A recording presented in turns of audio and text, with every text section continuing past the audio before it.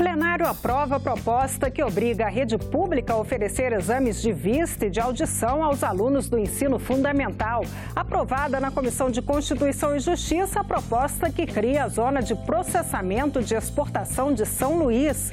2 projetos que tentam regulamentar o uso de informações pessoais na internet tramitam no Senado. Destaques desta edição do Senado Notícias.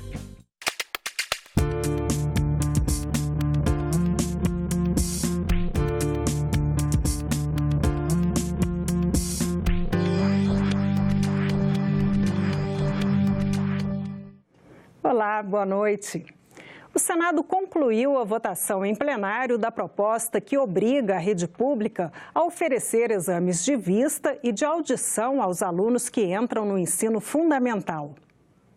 Uma das causas de dificuldade de aprendizagem nas escolas vem de problemas de visão e audição dos estudantes. Muitas vezes a criança já nasce com algum comprometimento auditivo ou visual e nem os pais nem os professores percebem algo fora do normal. Pensando nisso, os senadores aprovaram uma proposta que obriga a rede pública a oferecer exames para detectar esses problemas. É um projeto meritório, eu vou apoiá-lo, estou apoiando. Até porque eu tenho uma experiência pessoal, eu faltei à prevenção da minha própria visão e eu terminei tendo um acidente, um descolamento de retina, porque não fui ao oftalmologista no dia marcado. Portanto, é importante aprovar esse projeto para que se faça a prevenção nos nossos jovens, para que não tenham sequelas mais na frente. Nós estamos investindo nas crianças que representam a esperança viva de um futuro melhor para nós. E, portanto, fico muito satisfeito e muito feliz com essa iniciativa.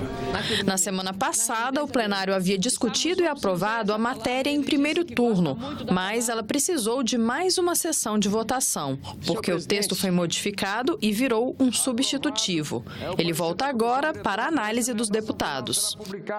Os senadores também aprovaram os nomes de João Almino de Souza Filho para embaixador do Brasil no Equador e de Pompeu Andreucci Neto na Espanha. Incentivos fiscais da Zona Franca de Manaus, que foram cortados pelo governo para bancar o acordo com os caminhoneiros, dominaram os debates na Comissão de Constituição e Justiça. Além disso, os senadores aprovaram a criação da Zona de Processamento de Exportação de São Luís. Pela proposta, as empresas que se instalarem na zona de exportação terão isenção de impostos e contribuições incidentes sobre a importação ou compra de insumos no mercado interno. As mercadorias ou serviços produzidos na área seriam exclusivamente para o mercado externo, para não competir com a Zona Franca de Manaus. Senadores do Amazonas criticaram o decreto do governo que reduziu o incentivo tributário às indústrias de concentrados de refrigerantes localizadas na Zona Franca de Manaus. Parlamentares do estado alegam que a medida vai trazer prejuízos para a Zona Franca e apresentaram 2 projetos de decreto legislativo para sustar os efeitos do decreto do governo. O tema provocou polêmica. O decreto presidencial fere a intocabilidade prevista pela Constituição brasileira dos benefícios já concedidos, portanto, com direitos adquiridos à Zona Franca de Manaus. Mas vários outros estados têm realidades diferentes, que é o caso do meu estado, o estado do Paraná, que tem diversas indústrias de refrigerante pequenas e que hoje sofrem muito em relação ao tratamento tributário dado a grandes indústrias de refrigerante que estão no estado do Amazonas. Eu acho que nós temos que discutir esse assunto com muita cautela. O Brasil não está passando por isso, por causa só de agora, não. O Brasil está passando por isso por desmandos que foram acontecendo ao longo do tempo. E aí querem prejudicar a Zona Franca de Manaus para reparar erros cometidos, não pelos amazonenses, erros cometidos pelos governos que passaram aí pela presidência da República. As empresas que não recolhem IPI no setor de refrigerantes passarão a recolher. O IPI compõe os fundos de participação dos estados e dos municípios, que é o caso que tem agora relevância. Com o decreto, o Estado do Rio Grande do Sul, o meu Estado, que tenho a honra de aqui representar, receberá para o Fundo de Participação dos municípios e junto com o Fundo de Participação dos Estados, uma soma equivalente a mais de 80 milhões de reais. Para um Estado que está não pagando em dia os servidores, tem uma relevância este valor. A votação foi adiada. A proposta que cria a Zona de Processamento de Exportação de São Luís segue para votação na Comissão de Assuntos Econômicos. A Comissão de Constituição e Justiça também aprovou o requerimento para que um grupo de senadores verifique a situação do ex-presidente Lula na Superintendência da Polícia Federal de Curitiba. A legalidade da comercialização de dados pessoais de cidadãos brasileiros, supostamente praticada pelo SERPRO, o Serviço Federal de Processamento de Dados. Esse foi o tema de uma audiência pública realizada hoje na Comissão de Transparência, Governança, Fiscalização e Controle e Defesa do Consumidor. A diretora do SERPRO disse que a empresa precisa buscar recursos para se manter. Por isso, possui contratos com órgãos públicos e também empresas privadas. Mas garantiu que as informações são fornecidas de uma maneira controlada. Esse dado ele é seguro, a gente tem rastreamento adequado para ele, a gente audita, ele tem monitoração 24/7, é uma empresa que trabalha todos os dias e ele tem um acesso controlado, quer dizer, não são todas as pessoas que podem ter acesso. E aos que têm acesso, a gente faz o rastreamento para saber de onde saiu aquela informação. Este promotor do Ministério Público do Distrito Federal questiona a forma como os dados são entregues. Esses dados são entregues para quem compra, que pode ser qualquer órgão da administração pública, pode ser, infelizmente, uma prefeitura do Rio de Janeiro que é tomado pela milícia ou pelo crime organizado, e não há um controle em cima de quem recebe esses dados. O MP distrital entende que o SERPRO não deveria fornecer serviços para as empresas privadas e acionou o Ministério Público Federal, que estuda o caso. Este outro promotor lembra que o Marco Civil da Internet protegeu os dados pessoais. No artigo 7º, inciso 7, fala que ninguém que tenha bancos de dados na internet pode passar dados a terceiros sem autorização, sem consentimento do indivíduo. Mas os debatedores enfatizaram que esse direito ainda não é totalmente garantido. Isso só aponta que a legislação que a gente tem em termos de proteção de dados é ineficiente, ela não abrange todas as suas situações. Um aperfeiçoamento pode vir pelo projeto de lei de proteção dos dados pessoais, aprovado na Câmara e que está no Senado. O que está faltando é uma ação do Poder Legislativo Nacional a gerar uma legislação que seja compatível com o momento que nós vivemos. 2 projetos que tentam regulamentar o uso de informações pessoais na internet tramitam no Senado. A falta de legislação no Brasil sobre o assunto já pode afetar as relações do país com a União Europeia, que adotou este ano uma lei sobre o uso dessas informações. Quem aqui já pesquisou algum produto na internet e logo depois viu um anúncio desse mesmo produto na rede social? Pois é, a mesma tecnologia que permite vários avanços também permite um monitoramento de todos os seus passos. Cada vez que você concorda com as políticas de privacidade de um aplicativo, por exemplo, você permite o compartilhamento e até a venda de informações pessoais. Cada pesquisa feita, tudo que se curte, se compartilha, as pessoas com quem você conversa, tudo isso deixa rastros digitais que favorecem a prática de propaganda dirigida, a manipulação de dados e o envio de fake news. Uma vigilância total de tudo que você faz. Hoje tudo é possível, você consegue mapear o que uma pessoa faz durante o dia inteiro, porque há câmeras digitais, há uma série de trajetos que são marcados, se você usa um cartão, aquilo também é contabilizado. Se você faz uma busca, usa mídias sociais, tudo de algum modo vigiado. Ou você pode estar acessando uma empresa aérea várias vezes a passagem, ele pode subir só para você, porque percebeu que você é você, no caso identificou, e ele pode simplesmente aumentar o preço porque sabe que você quer muito aquela passagem. A utilização sem consentimento de informações de mais de 87 milhões de usuários do Facebook reforçou uma tendência mundial de criar uma legislação para a proteção de dados pessoais. Atualmente, há uma liberdade muito grande pela falta de regra e até uma promiscuidade impunidade, com a utilização, venda, comercialização e utilização abusiva e exagerada dos dados pessoais, sem qualquer chance do consumidor e do cidadão ter algum tipo de controle sobre isso. Aqui no Senado tramitam duas propostas sobre o assunto. O projeto do senador Antônio Carlos Valadares prevê um marco legal de proteção de dados. A proposta estabelece regras para o tratamento de informações pessoais. Os usuários poderão pedir o bloqueio, o cancelamento ou o anonimato nas informações, caso o tratamento dado a eles seja considerado inadequado, desnecessário ou desproporcional. O marco regulatório deve prevenir abusos e coibir o uso ilícito desses dados pessoais sempre que o direito fundamental da privacidade esteja em jogo, esteja em questão. Outro projeto já aprovado pela Câmara dos Deputados e que aguarda a votação dos senadores determina como será a coleta e o tratamento de informações. A proposta estabelece multas para o vazamento de dados e prevê a criação de uma autoridade nacional para fiscalizar e punir as empresas que fizeram um mau uso de informações pessoais.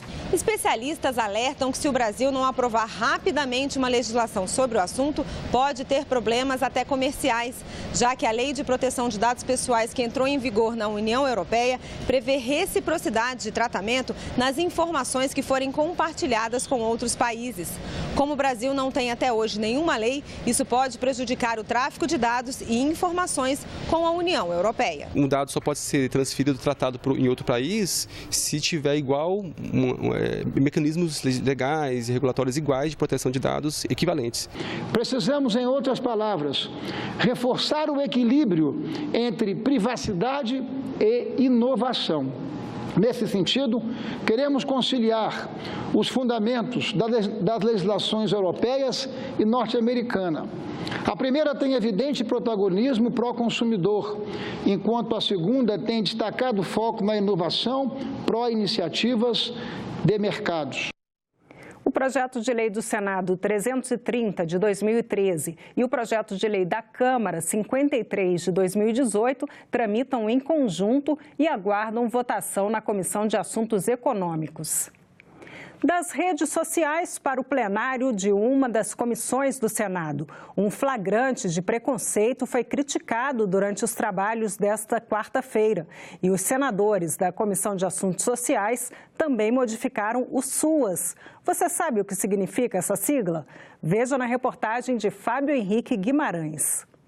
Pessoas com deficiência e idosos que não tenham renda e nem contam com a ajuda financeira da família têm direito a um benefício mensal de um salário mínimo. A garantia é dada por lei.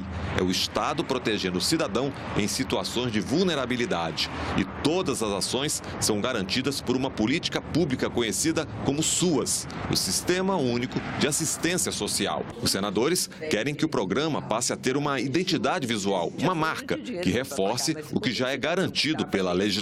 Muitas vezes a pessoa que está recebendo aquele serviço, né, não sabe realmente definir, né, quem é que está prestando, porque não tem nos carros, não tem em lugar nenhum, né, o SUAS. Como as pessoas ficam perdidas, as pessoas querem ir no posto ou no serviço tal, aí ela não sabe qual é a marca e fica perdida e vai para um lugar, mandado para outro, acha outra marca, chega. Então isso parece um projeto simples, né? Mas é um projeto que vai ter um impacto muito importante. Mas os debates na comissão não se limitaram à pauta do dia. Um vídeo que circula nas redes sociais causou indignação entre os senadores. As imagens mostram um segurança de shopping em Salvador, na Bahia, tentando impedir que um homem pague uma refeição a uma criança. Ele é um ser humano como outro qualquer, ele vai comer sim, ele vai comer, bora ver. Apesar da insistência pela retirada do menor do local, a alimentação foi servida. Foi uma coisa violentíssima, porque o segurança tirava o menino. Por quê? Porque o menino era pobre, mal vestido. Mal vestido e provavelmente achou que era um menino mendigo. A gente fica pensando, nós vivemos no país do preconceito, né? As redes sociais vieram para o bem ou para o mal, prestar um serviço à sociedade. Porque só a gravação é que a mídia soube e postou todos os noticiários, os grandes noticiários nacionais postaram aquilo. Esse fato do shopping contra esse jovem, de nome Matheus, o primeiro nome dele é Matheus, chocou muito a nossa sociedade. O Vitória tem um programa chamado Vitória Cidadania, e a Vitória Cidadania acolheu o Matheus. O Matheus vai estudar na escola do meu clube lá do Vitória, vai ter condição de ir para o futebol. Mas isso é lindo. Nós temos lá o Precisam clube... viralizar uma barbaridade para ter um resultado desse. O projeto de lei da Câmara 112 de 2014, que normatiza e padroniza a identidade visual do Sistema Único de Assistência Social, o SUAS, segue agora para análise do plenário do Senado. O casamento antes dos 16 anos poderá ser definitivamente proibido. É o que prevê um projeto aprovado pela Câmara dos Deputados e que começa a ser examinado pelo Senado. Fiquei mais ou menos uns 3 anos casada e com ele tive 2 filhos, que é a Karine e o Leonardo. Mas acabou que o casamento não deu certo, a gente se separou. Enfim, eu percebi muito, entendeu? Que não era para mim ter feito aquilo, era para mim ter estudado mais. Caroline se casou e teve uma filha aos 13 anos. Ela faz parte da estatística de 3 milhões de jovens entre 20 e 24 anos que se casaram antes da maioridade no Brasil. Hoje, aos 23 anos, Caroline se arrepende. Me arrependo bastante. Eu não teria tido filho cedo, não teria casado, teria terminado os estudos, teria feito algum curso.